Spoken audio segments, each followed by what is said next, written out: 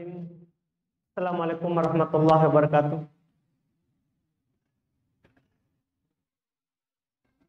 Innal hamdalillah nahmaduhu wa nasta'inuhu wa nastaghfiruh wa na'udzu billahi min syururi anfusina wa min sayyiati a'malina.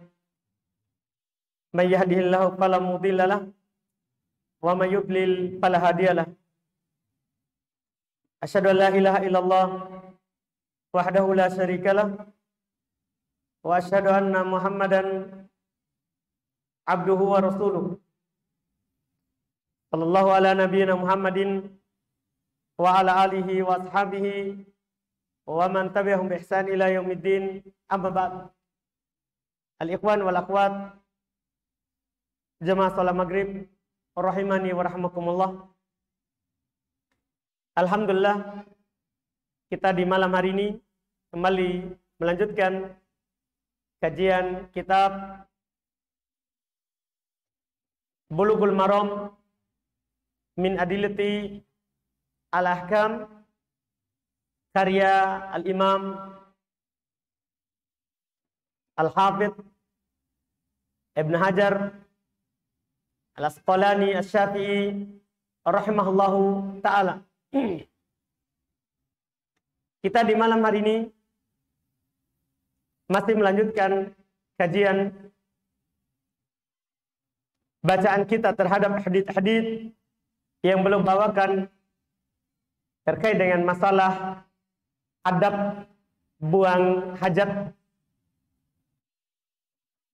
Kita di pertemuan paling terakhir membaca hadis nomor 81 terkait dengan adab buang hajat, bahwa seorang kalau buang air itu hendaknya menjauh. Kalau mereka dua orang, maka tidak saling mendekat dan tidak saling bercerita. Tidak saling mendekat dan tidak saling bercerita. Di malam hari ini, insya Allah saya berencana tadi di rumah lihat-lihat bahwa kita akan membaca 3 hadits. Mudah-mudahan cukup waktu. Yang mana 3 hadits ini, 2 hadits yang terakhir yang kita akan baca itu terkait dengan buang air menghadap atau membelakangi kiblat. Apa hukumnya? Apa hukumnya? Itu 2 hadits terakhir. Yang kedua itu satu masalah, yaitu permasalahan hukum buang air besar atau kecil menghadap atau membelakangi kiblat. Tapi sebelum itu kita baca dulu hadits yang belum sampaikan sebelumnya, nomor 82. Ini hadits masih terkait dengan adab ketika kita buang air. Tangan apa yang kita pakai untuk membersihkan najis yang keluar? Apakah lewat jalur depan atau belakang? Yaitu air kecil atau air besar?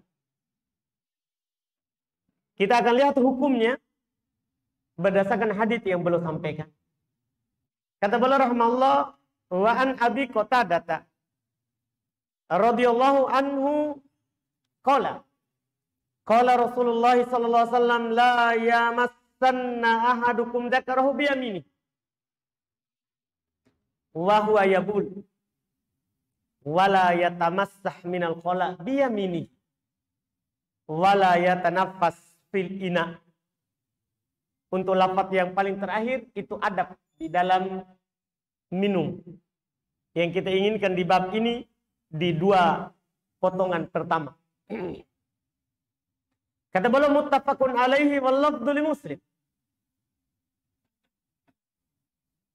Katanya dari Abu Qatadah radhiyallahu taala anhu, beliau berkata,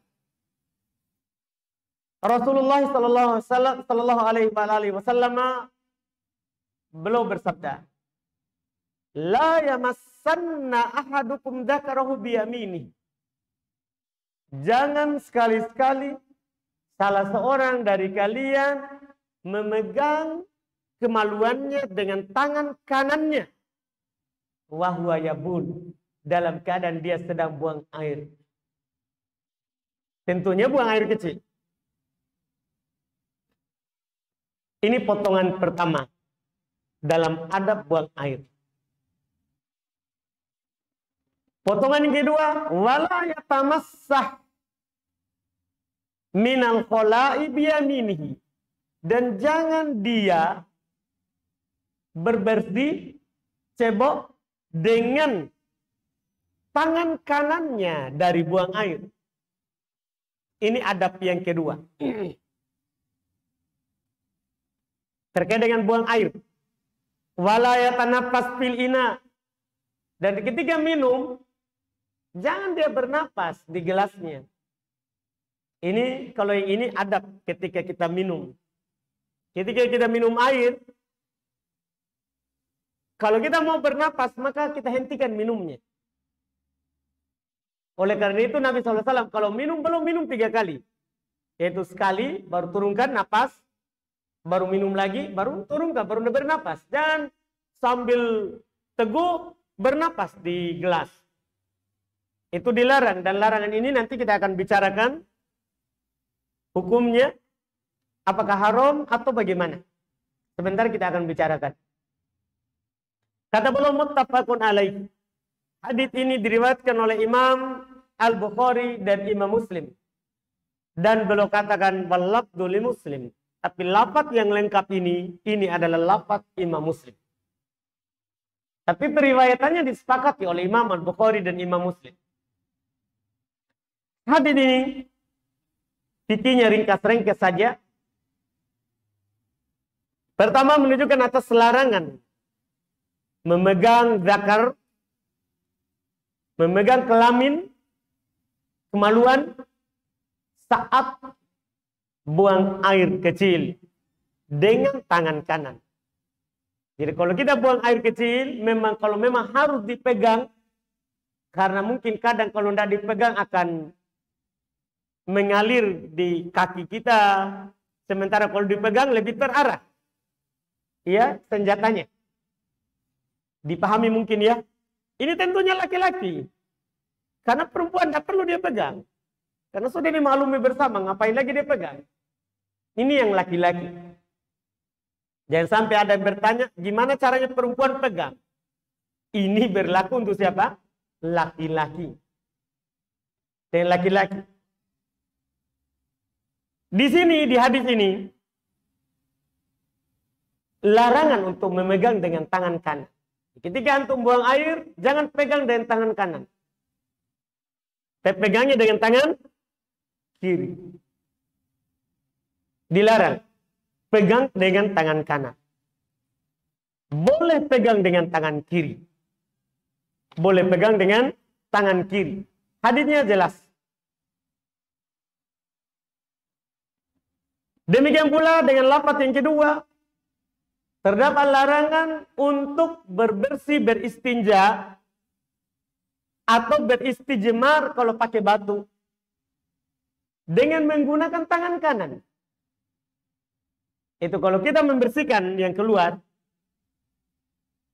itu hati-hati. Tidak boleh pakai tangan kanan. Yang dipakai adalah pakai tangan kiri. Jangan tadi pegang dengan tangan apa? Kiri. Ambil air dengan tangan kanan. Tuangkan dan bersihkan dengan tangan kiri. Ini mencakup, untuk membersihkan ini, mencakup air besar dan air kecil. Jadi 2 masalah. Memegangnya dan beristinja, beristijmar dengan tangan kiri. Dengan tangan kiri. Ini kandungan 2 lafaz ini. Cuma pembahasan para ulama kita, mereka perselisihkan ini larangannya.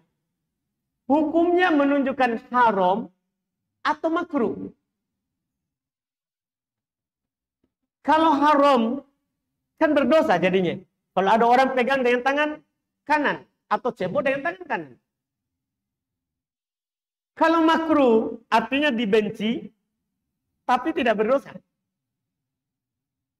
Tapi tidak berdosa. Ah, ini masalah tentang hukumnya. Larangannya ini, apakah larangannya betul-betul haram atau hanya dibenci? Para ulama berselisih terkait dengan hukumnya. Dinukil dalam madhab Dhahiriyah, yaitu orang-orang yang mengambil pendapat sesuai dengan dhahir hadits. Dhahir itu bahasa Arabnya, bahasa kitanya sesuai dengan yang tersurat di hadits. Mereka katakan ini larangan menunjukkan haramnya.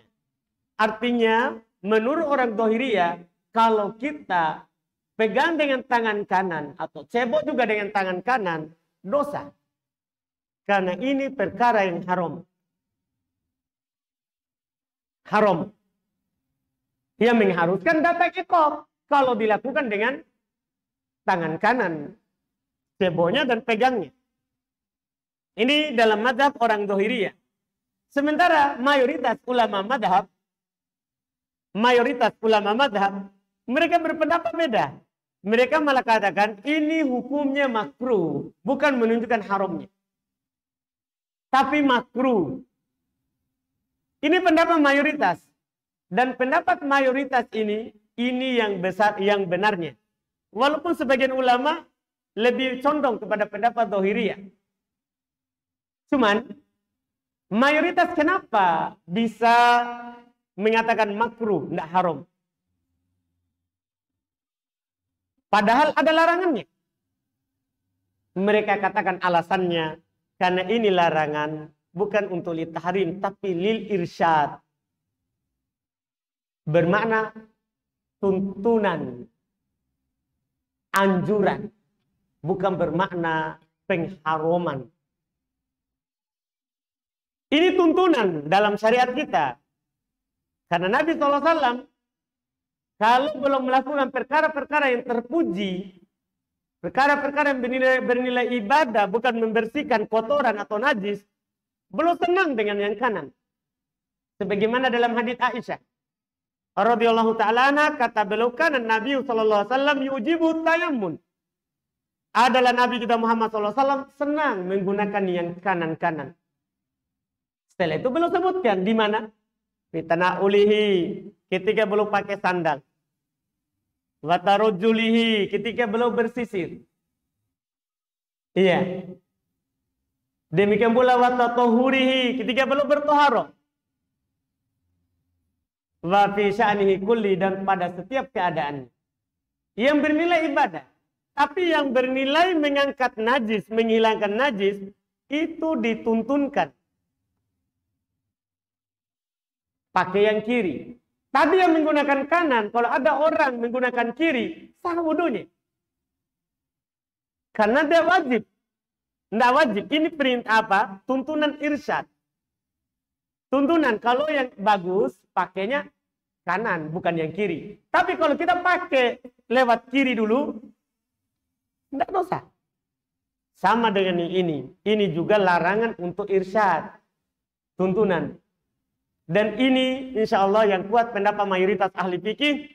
Walaupun kalau antum mau keluar dari silang pendapat, ya jangan pakai yang kanan. Memang harus pakai yang kiri. Itu kalau mau keluar dari silang pendapat. Walaupun itu makruh. Anggaplah antum pegang ini perkara makruh. Bukan berarti nanti kita, oh kan makruh di. Sebentar masuk di WC, buang air besar, pakai kanan saja. Masalahnya sebentar keluar di luar, di halaman, makan bakso, pakai juga kanan. Kan tidak enak. Ada bau baksonya, ada bau itu juga. Kan begitu. Makanya lebih aman dan lebih hati-hati walaupun makruh. Menurut pendapat mayoritas, antum jauhi itu. Karena uraian perkara haram atau makruh, haram wajib ditinggalkan. Makruh tidak wajib, tapi ditinggalkan. Bukan berarti dilakukan. Itu wallahu alam terkait dengan masalah ini. Demikian pula tadi bernapas di minuman. Sama semua hukumnya. Kan ini 3 rangkaian. Bernapas di minuman bukan menunjukkan haramnya. Tapi apa? Makruh. Kalau ada orang minum bernapas, tidak haram dia minum lagi. Kalau dia mau melanjutkan dia minum, tidak ada masalah. Cuman makruh, dibenci perkara tersebut. Dibenci perkara tersebut. Sisi makruhnya, banyak ulama uraiannya, mereka rahmahumullah ilahnya. Di antara mereka sebutkan, kalau ada orang yang lanjut minum lagi di situ setelahnya, kan dia akan merasa apa? Kurang ini, karena sudah kita bernapas di dalamnya. Sudah kita bernapas di dalamnya. Membuat saudara kita yang minum selain itu merasa, iya, lain perasaannya. Karena kita sudah bernapas di dalamnya. Ini untuk menjaga perasaan yang disebutkan. Yang jelas, saya tertarik walaupun mayoritas ulama membahas ini hukumnya makruh. Ana tertarik dengan apa yang disebutkan oleh Syekh Abdullah Al-Bassam. Ketika belum membahas hukum ini, belum malah sampaikan satu kaidah besar. Artinya walaupun makruh, tapi perhatikan ini kaidah. Itu belum katakan bahwa syariat kalau melarang sesuatu, itu pasti keburukannya murni. Atau kalau ada kebaikannya, pasti lebih besar keburukannya daripada kebaikannya. Artinya apa? Kita dilarang pakai tangan kiri kalau lagi buang air. Memegang dan ceboknya. Kan dilarang. Berarti ini pasti ada mafsadanya. Dipastikan. Pasti ada mafsadanya. Pasti ada keburukannya. Itu yang harus kita yakini. Dengan meyakini seperti ini, mudah bagi kita untuk meninggalkan sesuatu itu. Kalau kita dapat, oh syariat larang, pasti ada keburukannya. Kalau tidak keburukan murni, maka keburukannya lebih besar daripada kebaikannya. Ini ringan kita tinggalkan jadinya. Sebagaimana kalau ada perintah, kaidahnya kalau syariat kita memerintahkan sesuatu, pasti di dalamnya terdapat kebaikan murni untuk kita. Atau kalau ada keburukannya, pasti tidak sebanding dengan kebaikan yang kita akan dapat. Dengan mengetahui ini, kalau ada perintah, ringan bagi kita melakukannya. Karena ini kalau saya lakukan, pasti murni kebaikan. Karena Allah yang memerintahkannya. Atau paling sedikitnya, walaupun ada mungkin berat bagi saya, tapi pasti lebih besar kebaikannya daripada bahayanya. Ini akan memudahkan kita untuk melakukan perintah. Banyak dari kita kalau ada sesuatu malas, kalau ada perintah. Kalau ada larangan malas kita tinggalkan. Karena kurang yakin terhadap keinginan syariat. Dari perintah itu atau larangan itu. Tapi kalau kita tahu ini, mudah bagi kita. Anggaplah, antum praktek, kita diperintahkan sholat. Oleh Allah Subhanahu wa Ta'ala dalam Al-Quran. Ketika kita yakini, kalau saya sholat, murni kebaikan yang saya akan dapat. Kalaupun ada keburukannya, maka tidak seberapa dibanding dengan kebaikan yang dijanjikan oleh Allah Subhanahu wa Ta'ala. Ini sholat. Puasa. Kita berpuasa, biasanya makan 3 kali sehari. Itu nasinya. Belum lagi roti, kuenya, kopinya, tehnya. Tiba-tiba datang puasa, Ramadan. Kita tidak boleh makan dari subuh, fajar, sampai terbenam matahari. Iya. Buruk menurut kita rasakan, ya kan? Lapar, haus. Tetapi ini buruknya ini tidak sebanding dengan pahala yang disiapkan oleh Allah untuk kita. Kan begitu. Nah, kalau kita meyakini itu nanti, mudah bagi kita untuk melakukannya. Karena ada janji Allah yang kita inginkan. Sama dengan larangan. Anggaplah larangan.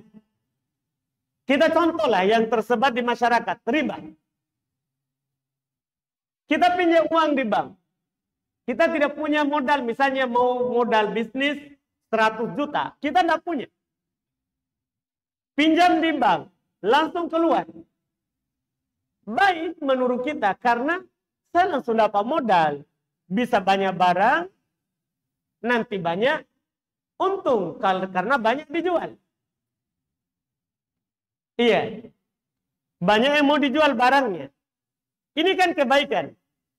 Tapi coba kita lihat bahayanya. Karena kalau ada larangan, pasti bahayanya lebih besar walaupun ada kebaikannya. Pertama, harta tidak berkah. Artinya walaupun banyak, kita tidak akan pernah puas kalau dengan harta riba. Karena kenapa? Allah katakan, ya mahaqullahu riba. Allah hilangkan berkah harta riba. Gimana caranya kalau kita punya harta tidak berkah? Itu adalah penderitaan, bukan kebaikan. Walaupun kita orang mungkin lihat, Masya Allah, baru setahun sudah punya mobil, sudah punya rumah, istrinya sudah 3. Oh. Tapi itu istrinya mungkin kan ada uang ribanya. Setelah itu dia bangkrut, ditagih oleh bank, istrinya semuanya tidak ada 3-3-nya. Kan kebaikan apa yang diinginkan? Karena kalau larangan pasti keburukan.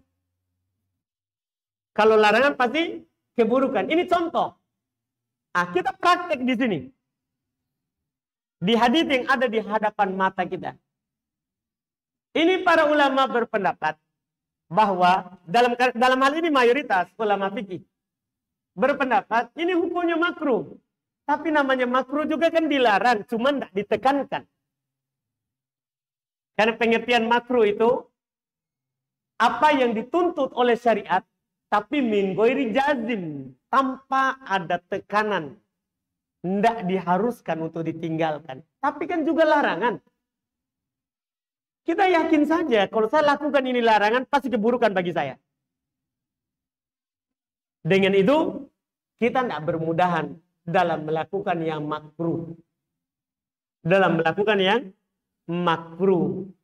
Ini terkait dengan hadis yang belum sampaikan. Kemudian berikutnya di hadis 83 kata beliau rahmatullah wa an Salman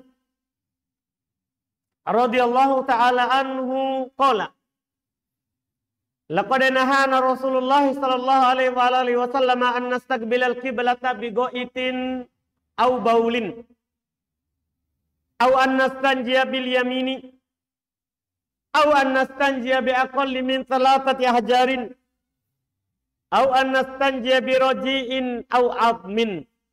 Rawahu Muslim. Kata beliau rahmatullah dari Salman radhiyallahu taala anhu, beliau berkata, sungguh Rasulullah SAW telah melarang kami untuk menghadap kiblat ketika buang air besar atau air kecil. Nabi SAW melarang kami untuk beristinja dengan tangan kanan. Kalau ini tadi sudah. Au annastanjiya bi aqalli min salatati ahjar. Nabi melarang kami untuk beristinja dengan kurang dari 3 batu. Ini khusus kalau kita lagi pakai batu membersihkan kotoran air kecil atau air besar. Kita tidak boleh beristijmar kurang dari 3 batu. Paling sedikit 3. Dan paling banyaknya tidak ada batasannya, yang penting witir. Karena dalam hadis lain kata Nabi SAW, manistajmara falyutir. Siapa yang beristinja pakai batu, hendaklah dia ganjilkan. Hendaklah dia ganjilkan. Jadi ganjil ini paling sedikitnya 3, 5, 7, sampai seterusnya. Ini tuntunan dalam beristinja. kalau menggunakan batu atau pengganti dari batu. Dari benda-benda yang bisa menghilangkan najis. Dari penggantinya batu. Misalnya yang disebut oleh para ulama al-akshab. Kayu. Ya. Wal kharaq, kain. Ya. Awil waraq atau daun. Atau sekarang ini. Apa kita sekarang ini? Tisu. Ya, al-munasyif. Yang membersihkan. Karena ilahnya bukan batunya, tapi at-tatahhur. Yang diinginkan adalah bersih dari kotoran itu. Bukan alat untuk membersihkan. Jadi dianjurkan untuk witir, untuk ganjil. Kemudian Nabi SAW melarang kami untuk beristinja dengan rojik. Kotoran. Juga Nabi SAW melarang kami untuk beristinja dengan tulang. Dengan tulang. Adapun dilarang dengan tulang atau kotoran, disebutkan itu karena makanan jin. Karena itu adalah merupakan makanan dari jin. Itu kotoran. Atau tulang. Kalau ada yang bertanya, gimana caranya jin makan? Dan ada dagingnya, sudah habis. Tidak usah bertanya, ini perkara goib. Kita hanya bisa berbicara pada apa yang dikasihkan. Kalau Allah, nabinya bilang, itu sebagai makanannya jin, sudah itu kita imani. Karena Allah Subhanahu wa Ta'ala memuji kita. Kalau kita beriman, walaupun itu kita tidak tahu hikmahnya. Allah sebutkan di awal-awal surah Al-Baqarah kan, ketika Allah katakan, mereka lah orang-orang yang beruntung. Di antara sifat mereka adalah alladzina yu'minuna bil ghaib. Mereka adalah orang-orang yang beriman, percaya terhadap perkara ghaib. Dan syaitan, jin, iblis itu nyata. Ada zatnya. Makhluk dari makhluk Allah seperti kita juga. Kita dicipta dari tanah, kalau jin dari api. Jangan sampai kita terpengaruh dengan pemikiran orang-orang yang mengatakan bahwa itu jin, syaitan, iblis, tidak berzat. Tidak ada, itu cuma sifat jahat. Jadi semua sifat jahat itu namanya syaitan, jin, iblis. Dia tidak ada sifatnya, katanya. Tapi na'udzubillah, ini menentang Quran tentunya. Ini perkara gaib. Kalau Allah Subhanahu wa Ta'ala katakan ada, ya kita bilang ada. Kita bilang ada. Ini kandungan yang terakhir dari hadis. Poin penting kita adalah lafaz yang pertama. Nabi melarang kami menghadap kiblat ketika buang air besar atau air kecil. Kita baca lagi hadis berikutnya karena sama. Walis sab'ati. Dalam riwayat Imam 7. Imam yang 7 maksudnya Bukhari Muslim, Imam Ahmad, Abu Daud, An-Nasai, At-Tirmidzi, dan Ibnu Majah. Ini Imam 7. Dari Imam hadis. An Abi Ayyub Al-Ansari, dari Abu Ayyub Al-Ansari radhiyallahu taala anhu. Fala tastaqbilul qiblata wala tastadbiruha bighaitin wala baul. Walakin syarrifu au gharribu. Maka jangan kalian menghadap kiblat. Jangan pula membelakanginya ketika buang air besar, tidak pula ketika buang air kecil. Akan tetapi hadaplah ke timur atau ke barat. Tapi ingat jangan disalahpahami hadis ini. Ini akan tetapi hadaplah ke timur atau ke barat untuk penduduk Madinah. Karena penduduk Madinah kiblatnya utara selatan. Dipahami kan? Makanya Nabi bilang ke timur atau ke barat. Jangan praktekkan di Indonesia. Karena kita kiblatnya ke mana? Ke barat. Kalau kita hadap ke barat berarti hadap kiblat. Kita hadap ke timur berarti belakangi kiblat. Jadi ini hadis hitopnya. Siapa yang Nabi ajak bicara itu perlu juga kita pahami supaya tidak salah paham hadis. Bagi orang yang tidak paham itu, mereka akan bilang gimana caranya? Dilarang menghadap kiblat atau membelakangi, tapi Nabi suruh ke timur atau ke barat. Nah ini kan menghadap atau membelakangi. Ini kalau penduduk Indonesia. Dan yang searah dengan mereka. Iya. Yang menjadi fokus kita adalah yang pertama. Nabi larang membelakangi atau menghadap kiblat.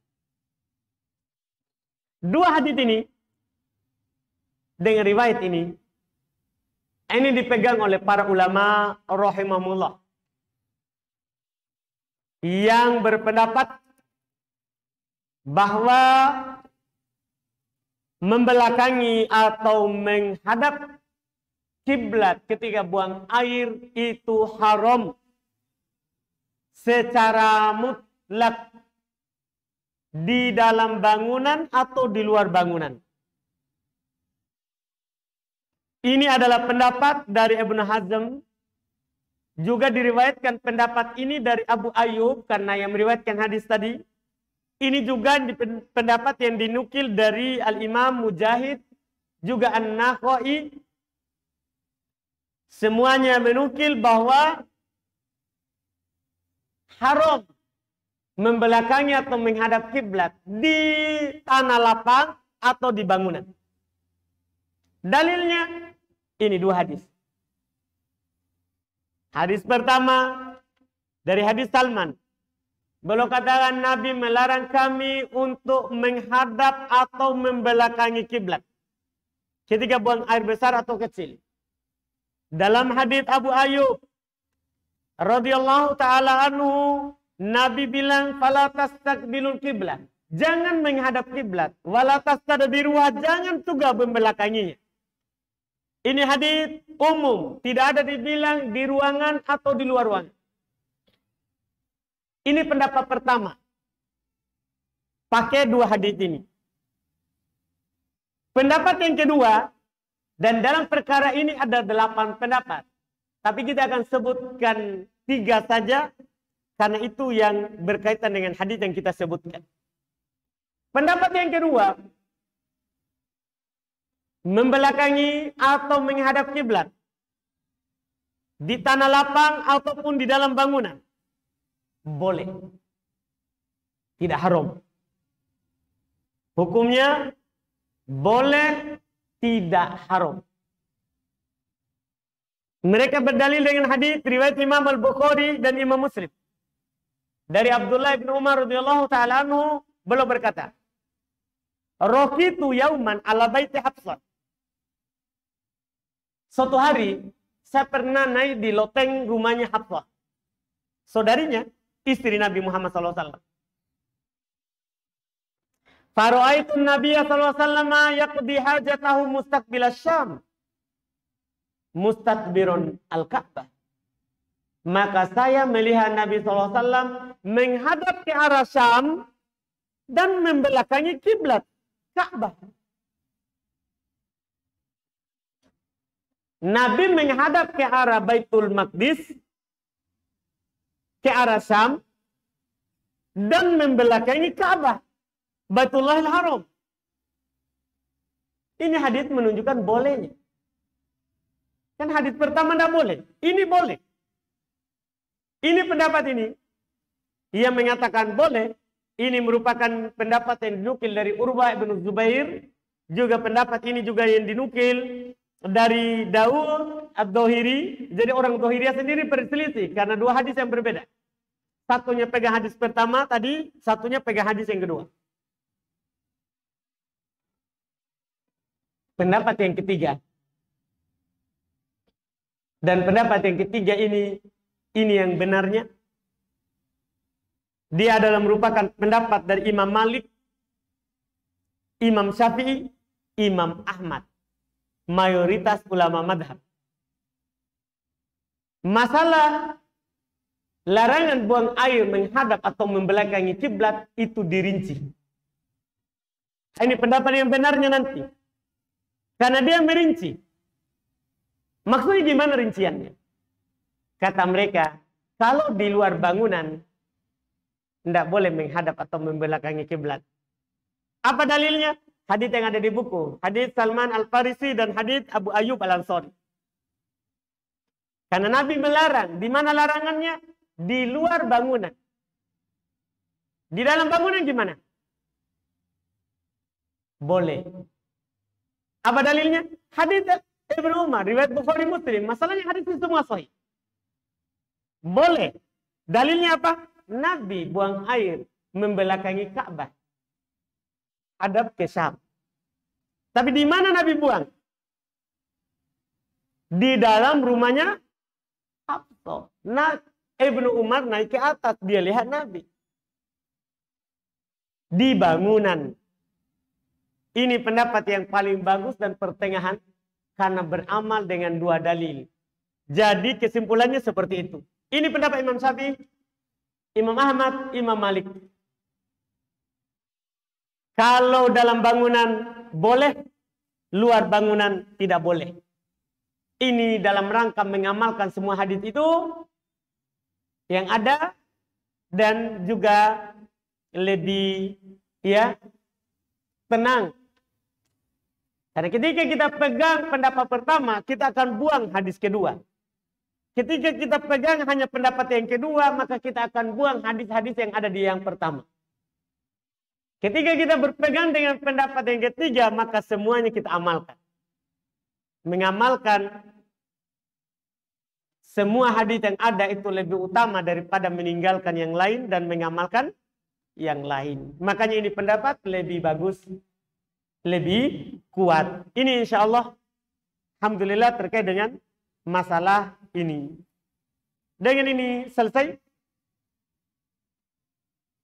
Kita cukupkan 3 hadis itu. Kita masuk di tanya jawab. Kalau ada yang bertanya silakan.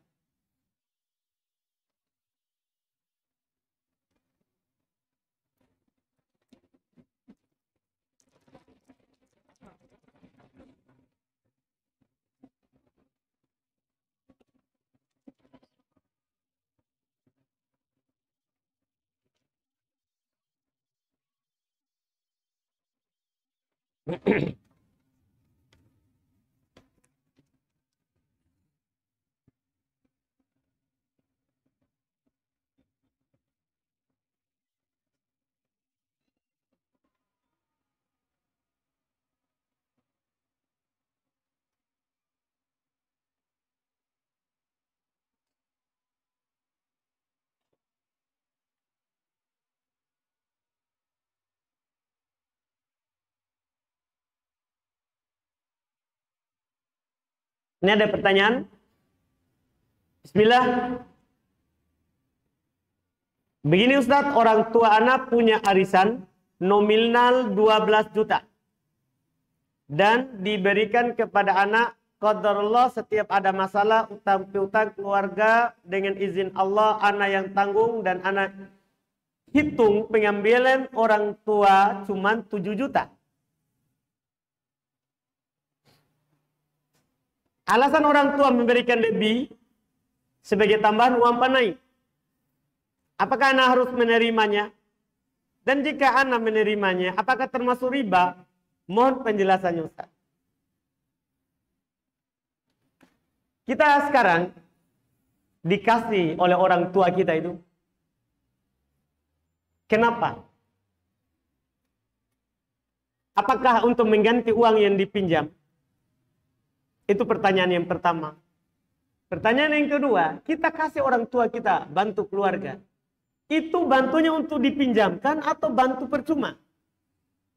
Memang mau bantu keluarga? Itu pertanyaan yang kedua. Siapa yang punya pertanyaan? Karena hanya dia yang bisa jawab.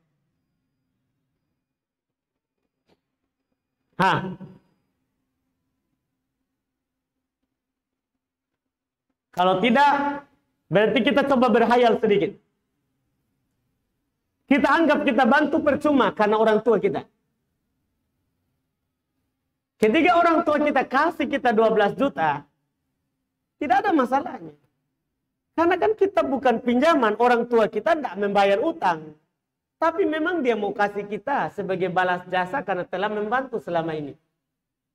Tidak ada riba di situ. Tidak ada riba di situ. Itu khayalan pertama. Khayalan kedua, anggaplah kita pinjamkan uang. Ternyata kita hitung-hitung yang kita bantu itu 7 juta. Dengan akad pinjam. Nanti dia akan kembalikan. Itu khayalan kedua ini. Iya. Apakah ketika kita kasih tadi, ternyata nilainya 7 juta, kembalinya ke kita adalah 12 juta. Kalau itu alasannya kita kasih pinjam, baru dia kembalikan 12. Tinggal sekarang pertanyaannya, ada nggak akad ketika kita kasih pinjam tadi untuk kembalikan lebih? Kalau ada akad, maka riba. Dan kalau tidak ada akad, maka tidak riba. Karena boleh kembalikan lebih. Boleh kembalikan apa? Lebih dari utang yang kita pinjam. Yang penting tidak ada akad dan ketentuan, nanti harus kembali lebih. Paham kan? Apakah akadnya tertulis di kertas atau kita kasih kode? Tahu mami Ki, kalau kembali. Iya.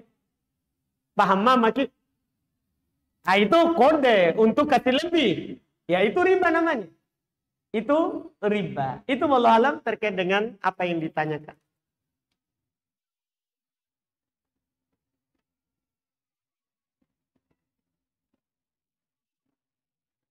Mana yang lebih utama? Mengqashar dan menjamak sholat di rumah atau di masjid ketika sedang safar? Lebih utama kita jamak qashar. Karena itu keringanan. Allah cinta kalau kita ambil keringanannya. Walaupun boleh kita ke masjid. Boleh kita ke masjid. Dan ketika kita ke masjid, boleh juga kita jamak qashar. Artinya kita ikut imam misalnya ke masjid di maghrib. Kita ikut imam 3 rakaat. Setelah itu salam imam, kita sholat 2 rakaat. Sholat isya. Qashar. Berarti kan kita kumpulkan ke masjid dan jamak. Qashar. Nanti tinggal kalau datang waktu isya, kita tidak hadir Jumat. Kenapa? Karena tidak hadir jamaah. Karena apa? Kita sudah sholat isya. Karena kita sudah sholat isya. Itu wallahu alam.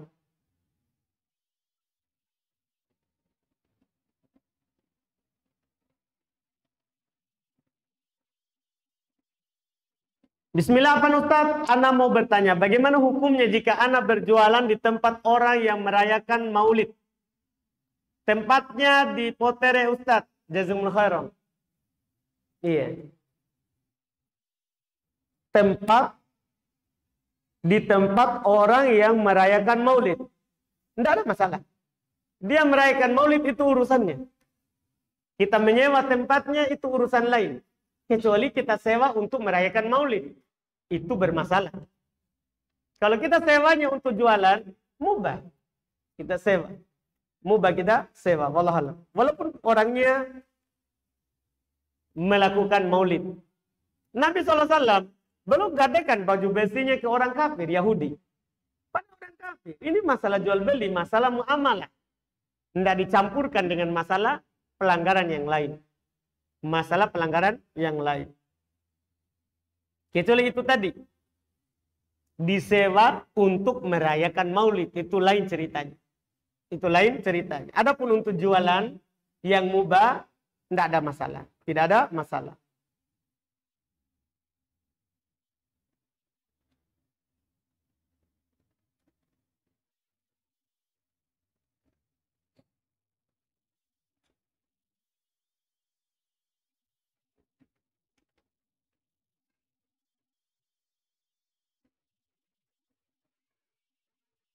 Ini pertanyaan. Mohon penjelasannya Ustadz untuk talak 1, 2, dan 3 dan rujuk. Iya. Allah Subhanahu wa taala berfirman dalam Al-Qur'an, "At-talaqu marratan." Talak itu 2 kali. Maksudnya ada talak 1, ada talak 2. Kemudian setelah itu dari talak 2, kalau keluar masa iddah jatuh talak 3. Talak 1 itu, ya kita talak seorang, saya talak kamu. Walaupun diucapkan 10 kali. Saya talak kamu, saya talak kamu, saya talak kamu, saya talak kamu, sampai habis napasnya. Itu terhitung 1 kalau dalam satu waktu. Iya. Pokoknya saking jengkelnya sampai mau pingsan ucapan talak. Misalnya, itu terhitung 1. Itu terhitung 1. Iya. Kalau dia lanjutkan sampai keluar masa iddah, yaitu 3 kali haid. Dia lanjutkan, dia talak lagi. Sudah talak 2. Kemudian sampai keluar masa iddahnya lagi 3 kali haid lagi. Dia lanjutkan talak 3. Talak 3 ini namanya talak bain. Sudah talak pisah. Sudah talak pisah. Nah, talak pisah ini beda hukumnya dengan talak 1 dan 2. Talak 1 dan 2 itu bisa rujuk. Sebagaimana talak 3 juga bisa rujuk. Sama-sama bisa rujuk. Cuman beda keadaan rujuknya. Talak 1 dan talak 2, cara rujuknya adalah cukup dengan berdamai dan mendatanginya. Berhubungan badan. Berjima. Batal. Talaknya. Kembali lagi 0. Tidak perlu akad yang baru, mahar baru, 2 saksi, tidak perlu. Ini talak 1 sama talak 2. Nah, talak 3, boleh rujuk, boleh. Dengan ketentuan, si istri yang dia talak tadi, sudah dinikahi oleh orang lain dan dia ceraikan. Dan dinikahi ini bukan nikah untuk penghalalan. Karena juga kadang ada orang buat makar. Supaya bisa lagi menikah dengan istrinya. Dia sewa orang untuk nikah dulu sama itu. Kau nikahi ya. Baru jangan kau sentuh-sentuh. Awas kok. Iya. Langsung talak setelah itu. Supaya apa? Saya halal nikahi lagi. Ini tidak boleh buah hilang. Kata Nabi sampai dia merasakan madunya dan kamu merasakan madunya. Artinya berhubungan badan. Semua nikah begitu. Setelah itu qadarullah cerai.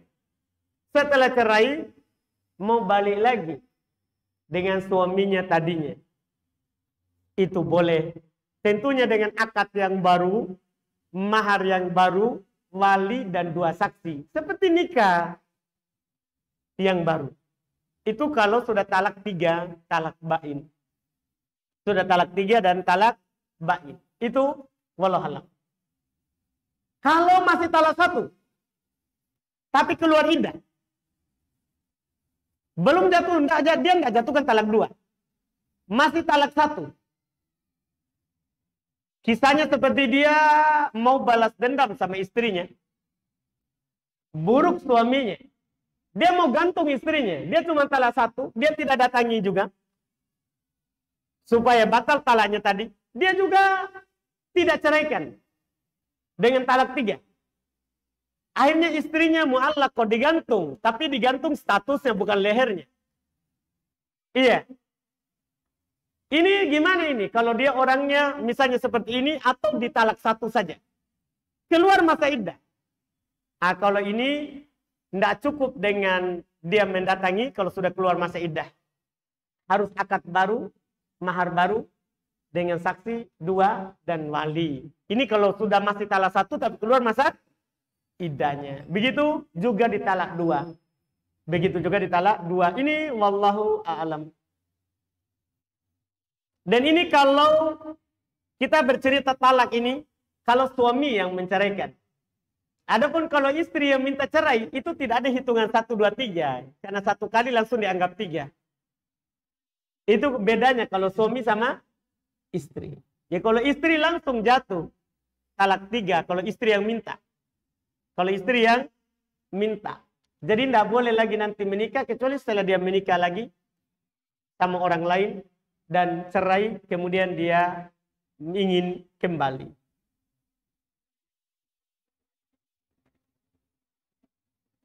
Apa hukum qomat tanpa ada seorang imam di depan Karena sering terjadi orang qomat padahal imamnya belum ada. Tidak boleh.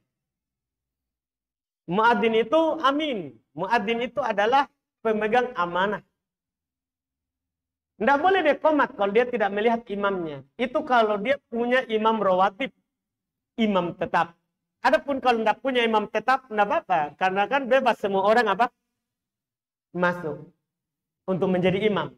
Adapun punya imam tetap yang ditunjuk, maka tidak boleh kecuali setelah dia lihat imamnya atau sudah ada akad sebelumnya. Kalau saya terlambat, ini yang gantikan. Baru dia qomat. Kalau tidak, kalau dia qomat, maka hukumannya dia menjadi imam. Siapa suruh? Iya, dia menjadi imam. Para sahabat nanti mereka qomat kalau Nabi sudah keluar. Atau yang ditunjuk oleh Nabi SAW sudah keluar. Itu wallahu a'lam.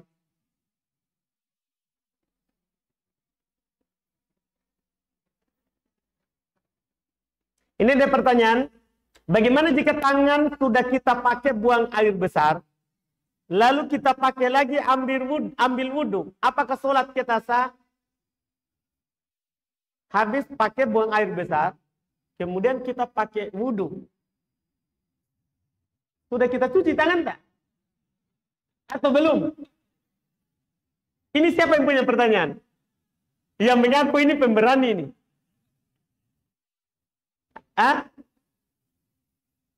Gimana? Kalau kita sudah cuci tangan tak? Tidak ada masalah. Walaupun masih ada baunya, yang penting sudah hilang bekasnya. Karena bau itu kadang ada yang kuat menempel, ada yang tidak kuat. Tidak berbahaya baunya, tidak berbahaya. Yang penting kuningannya sudah hilang di tangan.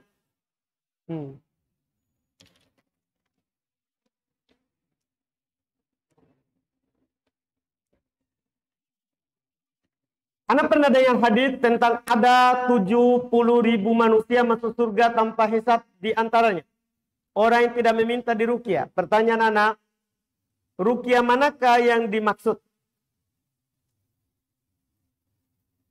Minta ruqyah ke dukun atau ruqyah syariah? Tentunya ruqyah syariah. Karena ruqyah ke dukun itu lebih parah.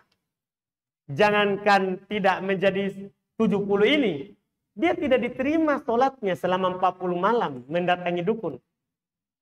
Dan membenarkan ucapannya itu kekafiran terhadap Nabi Muhammad. Bahaya, harus kita bertobat.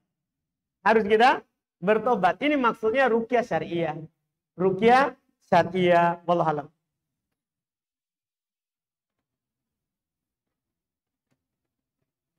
Ini ada pertanyaan, bagaimana Ustaz kalau sudah kebiasaan makan pakai tangan kiri dari kecil? Apakah tidak mengapa diteruskan? Mengapa? Ini masalah. Iya. Pernah di masa Nabi SAW.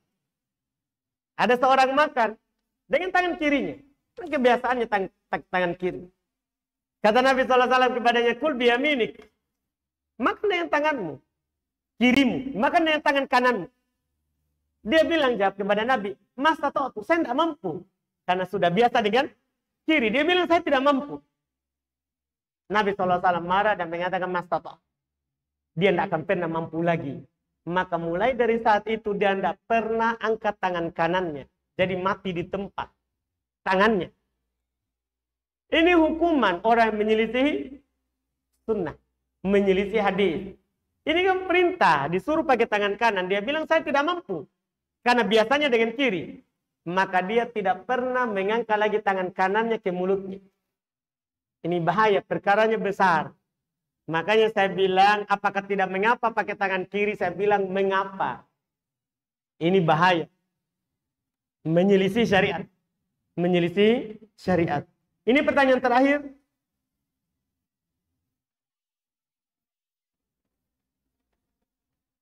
Apakah bacaan ketika ruku subhana rabbiyal azim dibatasi cuma 3 kali? Atau boleh lebih? Begitupun bacaan ketika sujud. Subhana rabbiyal a'la. Cuma 3 kali atau boleh lebih? Dalam riwayat Imam Muslim rahimahullah. Nabi SAW disebutkan ketika ruku belum baca subhana rabbiyal azim. Ketika sujud belum baca subhana rabbiyal a'la. Begitu saja, titik. Di luar riwayat Imam Muslim ada tambahan salasan. 3 kali. 3 kali. Ada kalimat 3-nya di riwayat itu. Tapi riwayat ini syad, riwayat ini salah. Syekh Albani bahkan do'ifkan. Karena kenapa? Riwayat Imam Muslim tidak ada kata 3. Tiba-tiba di luar Muslim ada. Ini riwayat dipertanyakan. Kenapa bisa ada? Padahal rawi-rawi yang kuat tidak ada kata 3. Sementara di luar daripada itu ada kata 3. Maka riwayatnya bermasalah. Pembatasan dengan kata 3. Maka yang disebutkan tidak ada bilangannya. Bisa 1 kali subhana rabbiyal azim, 1 kali subhana rabbiyal a'la, yang penting sudah tumanina. Boleh 3, 5, 7, boleh. Tergantung panjang ruku kita berapa. Dan itu insya Allah yang benarnya, karena haditsnya dhaif yang mengatakan pembatasan 3. Yang mengatakan pembatasan 3. Tidak ada batasannya, yang penting ganjil. Itu pun ganjil itu tidak wajib. Cuma sunnah ganjil. Karena Allah mencintai kalau perkara itu dilakukan dengan apa? Ganjil. Ini wallahualam, alhamdulillah pertanyaan sedikit. Kita berbahagia.